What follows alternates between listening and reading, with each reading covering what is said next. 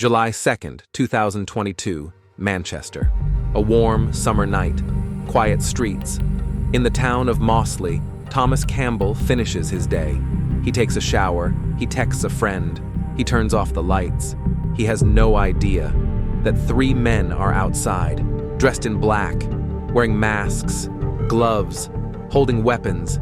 They know where he lives, they know his routine, and they know he's completely alone. What happens next is something straight out of a horror film. The door opens. A sudden rush. Screaming. Then silence. Thomas is dragged, tied, beaten, stabbed. 2 hours of torture. His neighbors hear nothing. His phone stays silent. By the time the police find him, it's too late. But this wasn't a robbery. This wasn't revenge. It was a planned execution. And the most terrifying part? The killers weren't strangers. One of them had help from someone Thomas once trusted with his life. Someone he once loved. This is the story of betrayal, torture, and death. This is the murder of Thomas Campbell. Before the bloodshed, there was power. Thomas Campbell wasn't just a man. He was a force. Growing up in the tough streets of Openshaw, East Manchester, Thomas learned one rule early. If you're not feared, you're forgotten. He fought, he hustled, and by his late 20s, he wasn't just surviving, he was thriving. Big money, big respect, bigger enemies. They called him Top Boy, not because he asked for it, because he earned it. His business, drugs, extortion, money laundering. By 2021, Thomas was living large, luxury holidays in Dubai, Rolex watches, designer clothes, VIP tables in the clubs of Manchester. But the flashier he became, the more visible he became. And in a world built on shadows, visibility is a death sentence. By the time he realized it, he had already painted a target on his own back. The stage was set, and Thomas was walking straight into a trap he couldn't see. The question everyone asked was simple. Who could do something so brutal to Thomas Campbell? The answer started with a woman named Colleen, Thomas's ex-wife. On the surface, their relationship had ended, but underneath, there was anger, hatred, and most importantly, greed. Thomas had secrets. He lived a double life, a respectable man to many, but behind closed doors, he was linked to organized crime, money, power, enemies. Colleen knew everything. And when their marriage crumbled, so did the silence. Through text messages, through secret meetings. Colleen handed over Thomas's routines, his home address, even the times when he would be alone, to a man named John Belfield, a violent career criminal who wanted Thomas dead. Colleen didn't just betray Thomas. She became the key to his execution. Without her help, they would never have gotten close.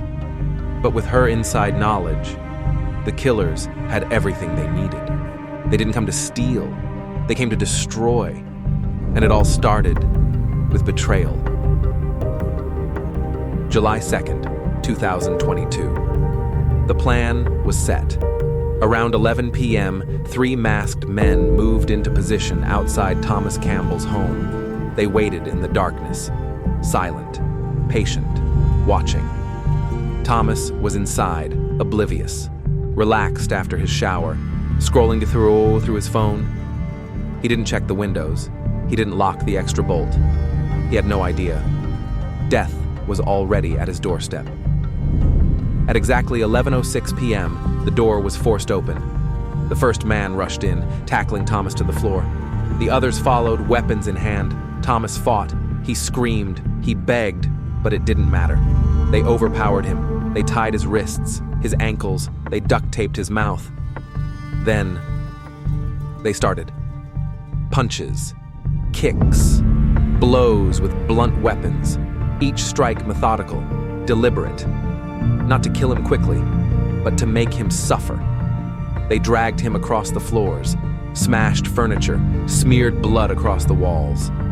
Thomas was stabbed multiple times, and yet he clung to life. 2 full hours passed. Neighbors heard nothing. Thomas's phone, left shattered on the floor, stayed silent. The attackers weren't rushed.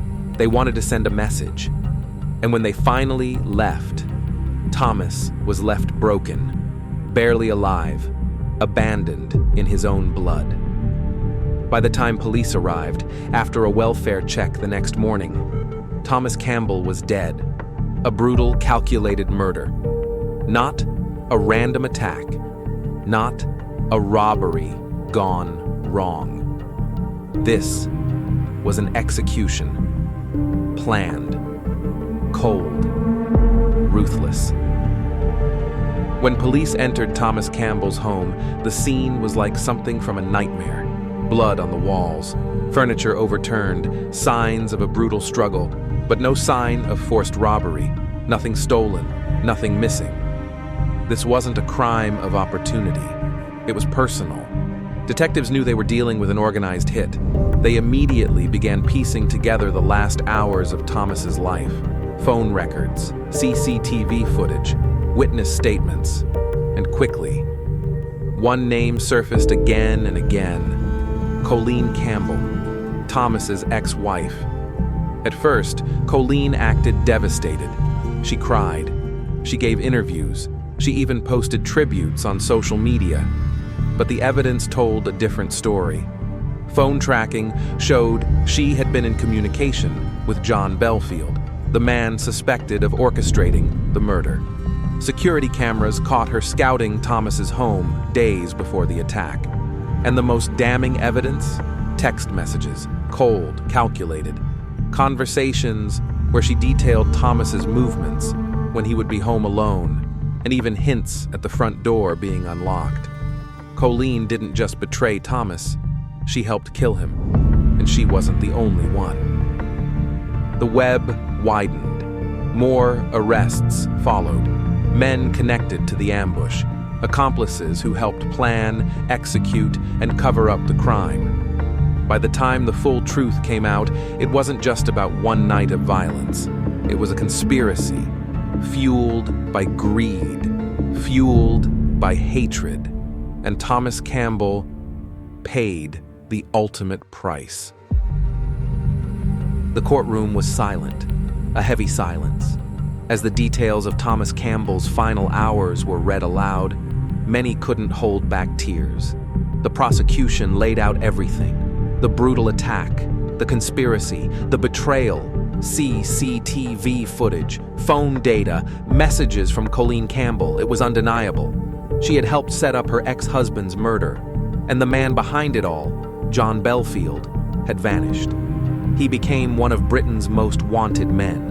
A nationwide manhunt was launched. Interpol was involved, and finally, in October 2022, he was arrested in Tenerife, hiding in plain sight. Back in court, Colleen Campbell maintained her innocence, but the evidence was overwhelming. Her tears weren't enough. In July 2023, justice was delivered.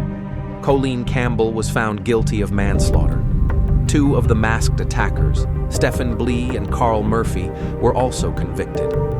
Each received decades in prison. John Belfield is still awaiting trial, facing life behind bars. But for Thomas's family, no sentence will bring him back. His sister told the press Thomas was loyal, kind. He trusted the wrong people. They took advantage of that. And now, he's gone. The case sent shockwaves across the UK because it wasn't just about crime. It was about betrayal, a man who loved, who forgave, and in the end was destroyed by the very people he once protected. This was the story of Thomas Campbell and the betrayal that ended his life. Some crimes fade from memory, but others leave scars. Thomas Campbell wasn't just a victim. He was a father, a brother, a friend. He believed in second chances. He believed people could change. And in the end, that belief cost him everything. This case is not just about murder. It's about trust, choices, betrayal. It asks a terrifying question. How well do you really know the people around you, your partner, your friends, your family? What if one of them was planning your death? Thomas's story should never be forgotten, and it won't be, because as long as stories like this are told, there's a chance someone somewhere might see the signs, might walk away, might survive. If this case disturbed you, good. It means you're paying attention. If it made you angry, let it fuel your awareness. Because the next crime, it could be closer than you think. Subscribe to Case Zero. Stay aware, stay safe, and never ignore your instincts. We tell stories so others don't become them.